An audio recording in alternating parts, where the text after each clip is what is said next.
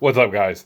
Figured I'd make this quick video this morning. I made a point in my video about the new bench arch rules that the overwhelming majority of people in support of this rule either didn't compete in IPF affiliates, and then a lot of them don't compete at all.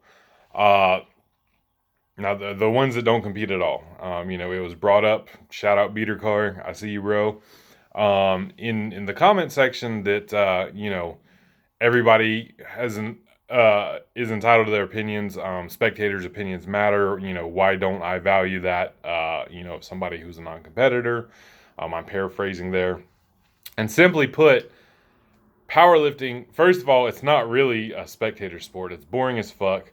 If you get rid of the bench arches, it's not going to increase viewership. It's just not. The only people that watch powerlifting is powerlifters. That's and maybe some of you weirdos on the internet.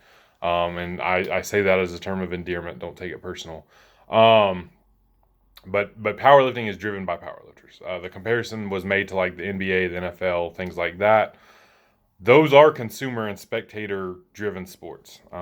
Those people are getting paid a lot of revenue based on spectators consuming it. They are making salaries. Powerlifters are paying out of their own pockets to compete. There are a few big money meets. USAPL now has the Pro Series as well that is paying some money. But if you factor in, the amount of time training, paying for your equipment, travel, etc., there is almost nobody making any money off of prize money in powerlifting, getting paid just to lift. Coaching, things like that aside, getting paid to be an athlete in the sport is non-existent. That said, the barrier to entry in powerlifting is the lowest of any sport I can think of, just about. To be in some sort of organization or federation. Like RPS doesn't even have federation membership fees. You go pay $100, you compete in a meet. You don't have to train for it or anything. As long as you can squat the bar, bench the bar, and deadlift the bar, you can go be in a powerlifting meet. That's how low the barrier to entry is. So for me to not give as much value or as much weight to a non-competitor's opinion is because of that. If you know, don't have it in you, I assume most of you train who watch my videos. So you're already training in some capacity, even if it's not necessarily for powerlifting. You're probably doing some sort of squats, bench press, and deadlifts in conjunction with your other training. That if you don't, if you haven't competed, if you haven't paid that $100 to go compete in a meet, in a sanctioned federation meet, that's all you have to do. Then I don't value your opinion as much, because you're not that serious about the sport. That's how low the barrier to entry is, and you're not even doing that bare minimum. You're still entitled to your opinion. I'll still talk to you. I don't think less of you as a person, because powerlifting is not that fucking serious. But in terms of your opinion on the sport, what changes should be made, what changes are good, what changes are bad, what rules should be in place, what shouldn't, things like that. I don't value your opinion as much, because you've never competed, you've not put in that bare minimum effort to compete, and it is a competitor-driven sport. It's not a spectator-driven sport. Could it be one day?